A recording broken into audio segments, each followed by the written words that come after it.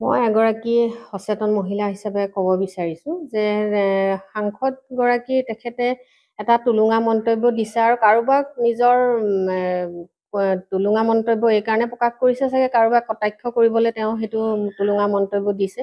আৰু যিহেতু as a Indian citizen হিচাপে আমি ইণ্ডিয়ান এক্ট আমি মানি চলা মানুহ আৰু তেখেতেও সেইটো মানি চলিব লাগিব। যিহেতু 2020 ART এক্ট এখন দিছে, তাত মহিলাৰ 50 ইয়াৰ্ছৰলৈকে বাচ্চা সন্তান জন্ম দিয়াৰ এটা এক্ট কৰিছে আৰু 55লৈকে পুৰুষৰ। সেইকাৰণে সেই এক্টৰ সীমাৰ ভিতৰত থাকি আমি সকলোখিনি কাম কৰিবলৈ আমি আগবাঢ়িব লাগে। যিহেতু তেওঁ এই মন্তব্যটো তেওঁৰ সৈতে তেওঁৰ বয়সৰ সৈতে খাপ খোৱা নাই আৰু তেনেকুৱা মন্তব্যৰ পৰা তেওঁ বিৰত থাকিলেহে তেওঁৰ ভাল হ'ব বুলি মই ভাবোঁ। আৰু এনেকুৱা মন্তব্য টুলুঙা মন্তব্য তেওঁ এজ এ সাংসদ আৰু তেওঁ বয়সৰ সীমা যিহেতু তেওঁ চুই গৈছে, সেইকাৰণে তেওঁ তেনেকুৱা মন্তব্যৰ পৰা বিৰত থাকিলেহে তেওঁৰ সুবিধা হ'ব। সমাজত নিশ্চয় প্ৰভাৱ পেলাব। তেওঁ যিহেতু এতিয়া সন্তান জন্ম দিয়াৰ কথা কৈছে, এইটোতো তেওঁ সমীচীন হোৱা নাই, তেওঁ বয়সৰ লগত খাপ খোৱা নাই। আৰু ইয়াত আমাৰ মুছলিম সমাজত এটা আছে, যেতিয়া বয়স হৈ যায় কাৰোবাৰ কেতিয়াবা এনেকুৱা প্ৰব্লেম হয়, পৰিয়ালটোত চোৱা চিতা কৰিবলৈ মানুহ নাথাকে, তেতিয়া এটা বিষয়ত কাৰোবাক সংগী কৰিবলৈ এইটো পাৰ্মিশ্যন দিয়া থাকে, সমাজেও দিয়া থাকে যে যাতে তেখেতক ভালদৰে চোৱা চিতা কৰিব লাগে। কিন্তু বিবাহ মানে যে সন্তান জন্ম দিয়া সেইটো কথা নহয়। তেওঁ এই বয়সৰ সৈতে তেওঁৰ এই কথাষাৰ খাপ খোৱা নাই আৰু আমি মহিলা সমাজৰ পৰা আমি এইটো ধিক্কাৰ দিছোঁ যে তেনেকুৱা এজন বয়সীয়াল মানুহে যিহেতু এই কথাষাৰ কোৱাৰ যোগ্যতা তেখেতৰ নাই। তেওঁলোকৰ নিৰ্বাচনৰ এইটো এটা অভিসন্ধি হয়। তেওঁলোকে যিহেতু ইমান দিন ৰাজপাট চলাই আহিছে, তেওঁ যিকোনো স্থানতে তেওঁ স্থান অধিকাৰ কৰি আহিছে আৰু তেওঁলোকৰ এইটো ৰাজনৈতিক পাখা খেলৰ এটা পাখা মুদ্ৰা বুলি মই ক'ব বিচাৰিছোঁ। আৰু তেওঁলোকে এনেকুৱা খেল এতিয়া নহয়, খেলি আহিছে আৰু ভৱিষ্যতলৈ খেলি যাব। কিন্তু মানুহৰ যিটো কথা কোৱাৰ বাক স্বাধীনতা, তেওঁলোকে তাত বেছি বাক স্বাধীনতাৰ সেইটো বিচলিত কৰি তেওঁলোকে কথা ক'ব নালাগে।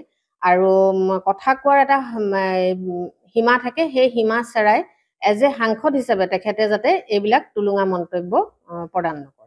মই এগৰাকী সচেতন মহিলা হিচাপে ক'ব বিচাৰিছোঁ যে সাংসদগৰাকী তেখেতে এটা টুলুঙা মন্তব্য দিছে আৰু কাৰোবাক নিজৰ টুলুঙা মন্তব্য এইকাৰণে প্ৰকাশ কৰিছে চাগে কাৰোবাক কটাক্ষ কৰিবলৈ তেওঁ সেইটো টুলুঙা মন্তব্য দিছে। আৰু যিহেতু এজ এ ইণ্ডিয়ান চিটিজেন হিচাপে আমি ইণ্ডিয়ান এক্ট আমি মানি চলা মানুহ আৰু তেখেতেও সেইটো মানি চলিব লাগিব। যিহেতু 2020 ART এক্ট এখন দিছে, তাত মহিলাৰ 50 ইয়াৰ্ছৰলৈকে বাচ্চা সন্তান জন্ম দিয়াৰ এটা এক্ট কৰিছে আৰু 55লৈকে পুৰুষৰ। সেইকাৰণে সেই এক্টৰ সীমাৰ ভিতৰত থাকি আমি সকলোখিনি কাম কৰিবলৈ আমি আগবাঢ়িব লাগে। যিহেতু তেওঁ এই মন্তব্যটো তেওঁৰ সৈতে তেওঁৰ বয়সৰ সৈতে খাপ খোৱা নাই আৰু তেনেকুৱা মন্তব্যৰ পৰা তেওঁ বিৰত থাকিলেহে তেওঁৰ ভাল হ'ব বুলি মই ভাবোঁ। আৰু এনেকুৱা মন্তব্য টুলুঙা মন্তব্য তেওঁ এজ এ সাংসদ আৰু তেওঁ বয়সৰ সীমা যিহেতু তেওঁ চুই গৈছে, সেইকাৰণে তেওঁ তেনেকুৱা মন্তব্যৰ পৰা বিৰত থাকিলেহে তেওঁৰ সুবিধা হ'ব। সমাজত নিশ্চয় প্ৰভাৱ পেলাব। তেওঁ যিহেতু এতিয়া সন্তান জন্ম দিয়াৰ কথা কৈছে, এইটোতো তেওঁ সমীচীন হোৱা নাই, তেওঁ বয়সৰ লগত খাপ খোৱা নাই। আৰু ইয়াত আমাৰ মুছলিম সমাজত এটা আছে, যেতিয়া বয়স হৈ যায় কাৰোবাৰ কেতিয়াবা এনেকুৱা প্ৰব্লেম হয়, পৰিয়ালটোত চোৱা চিতা কৰিবলৈ মানুহ নাথাকে, তেতিয়া এটা বিষয়ত কাৰোবাক সংগী কৰিবলৈ এইটো পাৰ্মিশ্যন দিয়া থাকে, সমাজেও দিয়া থাকে যে যাতে তেখেতক ভালদৰে চোৱা চিতা কৰিব লাগে।